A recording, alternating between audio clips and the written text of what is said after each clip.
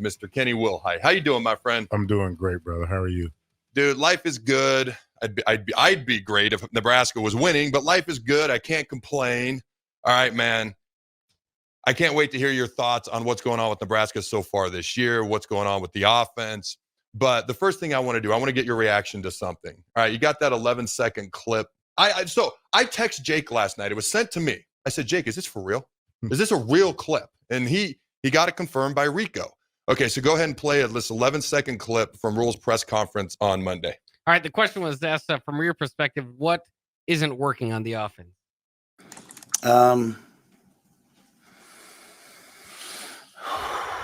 It's a great question.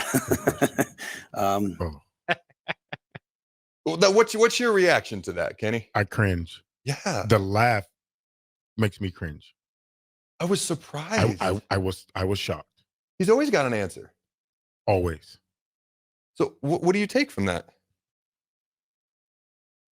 Whew, I'm like him. I'm gonna take a deep breath. And go ahead. And I don't have an answer. I truly don't have an answer because you're in year 2, week 10, and you get asked a question and you legitimately don't have an answer. Which is crazy, especially for a guy who is very good in front of the microphone. He always has an answer. So we think. Well, he's always got, okay. Well, yes, that is true.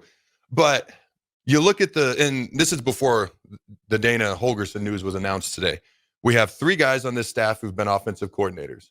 Rule, Satterfield, Glenn Thomas. We have 3 guys on this staff who have been quarterbacks coaches at one point in time or another. Rule, Satterfield, Thomas. Why do you think we are without so many answers on offense when we have this type of experience? And I'll save the Raiola question for next. Why do you think we're without so many answers at this point? It's hard to put my finger on because like you said, we have 3 guys with coordinator experience. Yeah, 3. Calling plays. Yes. Designing plays, studying defenses for as long as they've been doing it. I know Satterfield was a head coach once. Rule's been a head coach. Yep. So if you have 3 guys, a 3-headed monster, you would think they would come up with solutions, and they haven't. Yeah, Dana, and obviously he just got here. Yes. Okay, he made a quick trip last January, but not much came of it. Comes now from TCU, another guy with head coaching experience, coordinating experience, quarterbacks coaching experience, air raid specific. What type of an impact do you think he can make? And they said offensive consultant, and that role is going to be evolving as time goes along. What kind of impact do you think he can make? It's week 10. You have 3 games left. He can't make an impact. There's nothing he can do. It's not like he can wave a magic wand and fix it overnight. They wanted him on staff in preparation for what they need to do in the offseason. Is that what you think? That's the only way I can look at it because, again, you're in week 10. You have 3 games left. Scheme-wise, if you try to overhaul that whole offense. Oh, you can't do that. You can't do that. No, you can't do that. You can't do that. Now it's different verbiage, different language, different checks. You can't do it in 3 weeks. There's nothing you can do in 3 weeks. Now he can. My mind behind it, my thinking is you bring him in, he study defenses, he gets you prepared for the game next week. So maybe that's his role for now. That's his role for now. He's studying defenses and getting ideas to slide to Sat and Rule for the next opponent. That's the only thing I can think of. Because when you bring in a consultant this late in the season, that question they asked him, that's the same answer. Yep. That's what I think. That's a good question. Man, that was just, and I had a lot of fans message me and say, Rule seems deflated. He seems down. I get that, and I see that. I think he is very open. I think he is very honest, and I do appreciate that. Sometimes he's too honest. Sometimes you could argue he's too honest. Sometimes he shares too much. What do you think he shouldn't share? Like when he said that championship DNA. You know what I mean? Sometimes you keep something close to your belt. Even the comments about players, you don't share that publicly. What specifically? Players need to play. Players need to do this. Players need to do that. You don't do that publicly. If you're going to do that, you do that at the beginning of the year, not the 10th week of the season. Because now if I'm a player and now all of a sudden I'm hearing those words, not saying all players play hard, but if I'm playing hard and I'm giving my all and I'm hearing those words, it happened previously. Oh, I know what you're talking about. It's immediately what I thought of. Yes. It happened previously. Yeah. I was with 3 regimes, Bo, Riley, Frost. Bo was good. The last 2 started blaming players. Frost did it quick. Yes. He did it like right out the gate. Right out the gate. And I remember thinking, what are you doing? He flat out said, these aren't my players. You're going to lose them. Yeah, what are you doing? When coaches say that, when they take over and they say, these aren't my players, I don't agree with that. And I'll give you an example. When Tony Samuel called me, he took the head job at Southeast Missouri State. We got there, and he said, first thing he said was, guys, these are our guys. These are our guys. We took this job. These are our guys. We're never going to say these aren't our guys. We're never going to say, wait till we get our guys in here. We never. Those are words we weren't allowed to use. And going into the season, you had upperclassmen that had been there, felt entitled, and there was one that I knew. I grew up with his dad, and I had the heart-to-heart conversation with him. We were getting our heads bashed in. Yeah. Excuse me. Tony said, man, let's just take our lumps, play those young guys. So I called him in my office. I said, listen, bro, you're not getting it done. I love you. You're like a nephew to me, but I got to play these young guys. So that's a question because part of me thinks that Rule was not necessarily trying to call out the players, although it definitely came across that way. I didn't say he called them out, but it came across that way. I don't think that was his intent. That may not have been his intent. I think he was just saying, don't put all the blame on Satterfield. I think that's what he was trying to say. And he was almost trying to stick up for Satterfield more than call out the players. But people can take that various ways, including, hey, he's calling me out if I'm a player, potentially. Yes. All right, man. So talk to me about Dylan Raiola, uber talented, started off the year playing really, really well. At one point, we had 9 touchdown passes to 3 INTs. That's a 3-to-1 ratio. That's really good. Completing over 70% of his passes. I think it was like 72% at one point. The past month, I already talked about the stats earlier. Don't need to go through them again. Obviously regressed in an opposite direction.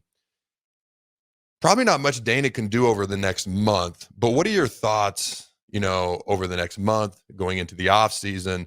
If Dana is retained in some way, shape, or form on staff, he's an air raid guy. He understands throwing the football. How can he help Dylan? Or is Dylan, let's be honest, trying to look towards the NFL, and he's like, hey, maybe air raid doesn't equate to NFL success, or am I overthinking this?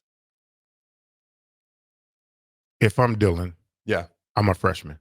I'm not thinking about the NFL right now. Okay, I hope not. I say that, but you know how this this generation is. But as a freshman, I am not looking at the NFL. I'm going to look myself in the mirror and say, hey, am I getting the best of my potential? Am I doing what's asking me? Now, is he doing what's asking of him? I bet he is. Yeah, I think so. I bet he is. I bet he's studying film. I bet he's in there watching film. He's studying his opponent. He probably knows the offense maybe better than some of the offensive coaches. You know what I mean? Because of his preparation. The thing I see is he's a freshman. Now you're getting in the meat and potatoes of the Big Ten. Yep. The schedule's not easy anymore. Now there's different looks you're going to get. People have film on you. They're studying you. Where's his weakness? What is he lacking?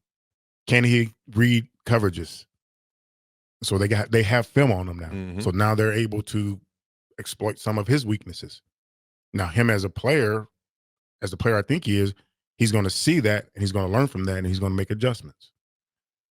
Mechanically, I think he needs to work on mechanics more. Yes. He needs to, and maybe Dana can help him with that.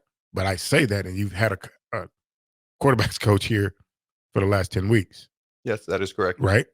And before, just a different guy. But just a different guy. Yeah. And I'm going to revert back to a certain other quarterback that was here under the previous regime. And I saw his mechanics slowly get bad. Can we just say Adrian? Yes. Okay. We can just say it. That's fine. And it was never corrected. Yep. And that's not on him, is it? That's not on the player. That is not on the player. No. That is on the coach. Especially a young player. Especially a young player. If I saw a DB continue to take false steps, I'm going to correct that. That's on the coach. That's on the coach. If I tell you to lead with your back foot and you continue to move your front foot, I have to correct that. All right, we got to play the Tomlin clip because it's perfect. So Kenny actually sent me this clip last night So Mike Tomlin, most everybody knows who Mike Tomlin is, but just a little bit more background. He has coached in the NFL now for 26 years. He's a Super Bowl winning champion. He has the most consecutive non-losing seasons in NFL history, which has now reached 17 consecutive seasons, including this year. And he's been the head coach of the Steelers for this since 2007, so about 17 years now. So this is about a minute clip that Kenny sent me this morning that I had already seen, but I'm glad he sent it to me. I love to hear coaches resist the responsibility of coaching. What'd you say, Coach? Because they're easy to beat. What'd you just say, Coach? I love coaches that resist the responsibility of coaches, that talk negatively about a dude that can't learn and blah, blah. Man, if everybody could learn, we need less coaches. Yeah, that's real. Right? If the group didn't need management, then we wouldn't make as much. Yep. I love reading draft evals and somebody's talking about anything other than pedigree, talking about how poor somebody's hand usage is. Well, that's coaching. Mm. I don't run away from coaching. I run to coaching. Love it. It all is in line with that not seeking comfort, because when you're a coach that's talking about somebody can't learn, you're seeking comfort because your teaching is struggling. So Kenny, because you said this kind of made you think of what's going on at Nebraska now when you sent me the message. So what made you think of Nebraska when you heard this? Because I continue to see guys make the same mistakes over and over and over. And again, Tony Samuel used to say, you either teaching it or allowing it to happen. Mm-hmm. And that's why I made the point. If I saw a DB continue to take false steps, I have to correct it. Mm-hmm. If I see a receiver that can't get off a block or can't get off a press coverage, I have to correct it. If I see a DB that cannot get off a block, I have to correct it. And if he continues to show me that he can't do it physically, then I got to find somebody else. Again, like Thomas said, I didn't run away from coaching. Mm-hmm. You don't run away from coaching because, again, you put players in position to be successful. And that's another thing Tony said. Let's put these guys in position so they can have success. What you just said, I couldn't have articulated better. So my question is this, because Rule is known for developing players. So obviously technique and in the weight room and all that stuff is part of developing players. For me, well, I'll ask you, do you think it's more on Rule? He is the head coach, so the buck's got to stop somewhere. Or do you think it's more on the individual position coaches, like whether it's the wide receivers coach or the O-line coach or whatever the case may be? Is it more on the position coaches or on the head coach as a whole then? It's on the position coaches to get it corrected. Mm-hmm. And then Tony would say, your players are a reflection of you. So and again, it goes back to accountability. If that position continues to do the same thing over and over and over, and it hurts the team, mm-hmm. now you have to address the coach. So for me, being a college football coach in today's day and age is so difficult. You gotta be recruiting non-freaking stop. Yes. Your own locker room. You got to be basically analyzing and recruiting everybody across the country, which is why there's now GMs in college football. And then you got to recruit and evaluate high school kids. And then you got to try to coach and game plan, which is why you have to entrust that. I agree with you. The assistant coaches to do those things. Now, like you said, if the assistant coach isn't getting it done, you either got to get different players, or over time, the head coach has to assume responsibility for the assistant coaches that he has. And he's either got to make a change or it's just purely on him either way. The players make coaches, but mm-hmm. coaches also make players. Yeah, it goes both ways. It goes both ways. So I think we're talented enough to win football games. I think we have enough talent to win football games, especially the games that we've lost. Yes. So week 10, again, I'm going to go back to this. Week 10, you're bringing in consultants on both sides of the ball. I'm not trying to speculate, but that should tell you something. It's not a good sign. It's not a good sign. No, it's not a good sign. What was it that brought you back to Lincoln? I'm huge on family. I have 2 young kids here, and my girlfriend's here. Her name is Holly. And then my kids are Jack and Collins. They're 10 and 6, and Jack's in every sport. Like I hear you talk about your kids. Yep. So I'm a sideline parent. I don't say nothing, but I just go to games and then watch. Dude, I'm one of the quietest parents. And then other parents who are very vocal look at me like, why ain't you into it? I'm like, because I know what that's like, and you need to be more quiet. And that's exactly so other parents and coaches be like, why don't you help coach? Nope, I'm a parent. Yep. And I don't say nothing. I just listen and I watch, and I'm like, Jesus, people, just let your kids be kids and have fun. Dude, youth sports is crazy. Crazy. We don't need to go down that rabbit hole, but all right, man. Let's look at this from. That's a long rabbit hole. Yeah. And there are some good people in youth sports. To be clear. All right. So if you're Tony White, yeah, the defense had a rough game versus UCLA. For the most part, you've played well. You've had some rough times at particular times, but as an overall whole, you've been by far the best unit on this team as a defense. They're bringing in a defensive consultant. And I'm going to repeat a stat I shared yesterday. Matt Rule and his staff have yet to win a game here at Nebraska when the defense allows more than 14 points. Haven't won a single game. That's a lot of pressure on the defense. How do you think like Tony White feels right now with the pressure and a defensive consultant being brought in? I'm not going to sugarcoat this. You don't have to. I would be offended. I would be kind of pissed off because I know the product we put out there. Yeah. For 9 weeks. One of the top 20 defenses one of the top in the country. 20 defenses in the country. Yep. Now, did we struggle last week? Yes. Did we play hard against Ohio State and hold a number 1, number 2 team in the country to what we did? Yes. Have we been up and down? Yes. But we're still in the top 20. And it's hard for a defense in the day of college football with all the RPOs and everything you get thrown at you as a defense to hold a team to 14 to 20 points a game. It's hard. Now, and like I told you off air, and I don't want to revert back to our era, but Charlie McBride would say, I don't give a crap where they get the ball. He used a different word, but I figured. I don't give a crap where they get the ball. Let's stop them. And that was our mentality.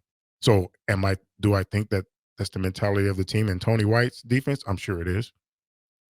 But it's hard to keep putting in those situations and be successful. Just for comparison, our defense now ranks 17th in the country. They were 16th before the UCLA game. Our offense is 99th in the country, just for comparison. So, and then obviously the special teams has, been nothing to write home about.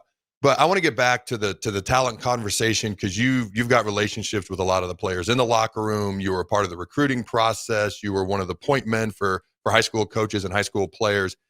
Because to me, I look at we got coaches that are top 20 paid coaches in the country. Satterfield's tied for 8th in the country. Rule is 20th in the country, right behind Dan Lanning and Kirk Ferentz of Oregon and Iowa. We have top 20 recruiting classes more often than not. People come at me sometimes and they're like, Adam, you're crazy. You think Nebraska is way more talented than they are. You would know even better than I would. Is it fair to say that Nebraska, I think of Oregon, I think of Ohio State, I think of Penn State, Michigan, USC. Is it fair to say Nebraska is probably about 6 when it comes to most talented teams in the Big Ten? Name those schools again. So Oregon, let's see, Ohio State, Penn State, Michigan, USC. I would probably put Nebraska 6. I don't know who I'd put above Nebraska at that point. Am I wrong? No, you're not wrong. I didn't think so, but you would know. You're not wrong. Again, like you said, there's still some guys on that roster that I helped recruit. Proud of them to this day. And a lot of the walk-ons. Yes. That are starting. That was a key area for you. Yes. That are starting. Like John Bullock, is he one of them? Yes. All right. He and his brother. Okay. They're starting. Yep. And I can go back years past where we had, I think we were playing Oregon. There was 7 walk-ons starting on offense. I remember that. So, excuse me. So there's talent. Yeah. Are you getting the best of the talent? No, you got to put kids in situations to be successful. Again, I'm going to go back to the offense. Certain kids should not be thrown bubble screens. Certain kids should not run fly sweep. That's just not what they're built for. But you continue to see it, and that's not utilizing your talent to the best. So you're right. Having talent is one thing. Having size, having highly recruited players is one thing. Developing them is another thing. Putting them in the right spots to maximize the talent you have is a whole nother thing. So when I say, hey, we should be in the top third in the Big Ten win-loss record rise, that's fair. When I say we should be in the top 20 or 25 in the country win-loss record wise, that's fair. And I'm not just cuckoo crazy. No. I am cuckoo crazy, but not just cuckoo crazy, right? No, you're not. You're not. Again, with all the resources. Yes, the resources and everything. The facilities we have. Yes. The support. Now, I always say it looks good on paper. Yep. Even when I was in that role, it looks good on paper. Got to happen. When we get them here, what are we doing with them? Mm-hmm. Again, I can go back to a running back under a certain regime that was very, very talented, but other things they was allowed to do hampered him and the team. Mhm. And when I say talented, I'm going to say it, Maurice Washington. Oh man, But I still remember his run up the left side against Colorado, like it was Yes. yesterday. yes, so Or was that a swing pass? it was It was a swing pass. swing pass, yeah. But talented individual Mhm. coaching, right? Yep. So again, it looks good on paper. What are you going to do when you get them here? We say develop. Nowadays, you can't keep using the word develop because there's the transfer portal, Mhm. and you can't miss in the portal. Mm-mm. You cannot miss in the portal because other schools aren't missing. Did we miss this year in a few spots? Yes. Yes. Be hard to argue with that. All right, man. We probably got about a minute left, and I want to give the floor to you. Whatever you want to talk about, whatever you want to. I know it's not a lot of time, so I'll be quiet. But whatever you want to say, or any final thoughts you have, how about that? No, I mean, again, like a lot of former players and myself, and just fans in general, we just want to see a good product on the field. I'm going to support the university. I'm going to support the kids. I just want to see a good product on the field, and I don't want to hear if you get asked a tough question, you take a big and a laugh. You're getting paid too much to not have an answer.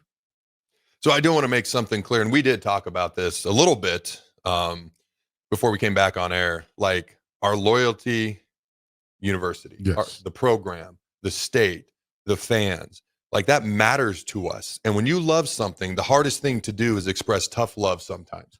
But if you want to bury your head in the ground, it's just going to get worse and worse, which is why I try to be as honest as I can. Doesn't mean I'm always right. You came on, we're very honest today, and I appreciate that for you. But I just wanted to make sure that people understand that that's our position. Yes. I mean, we're not bashing. No.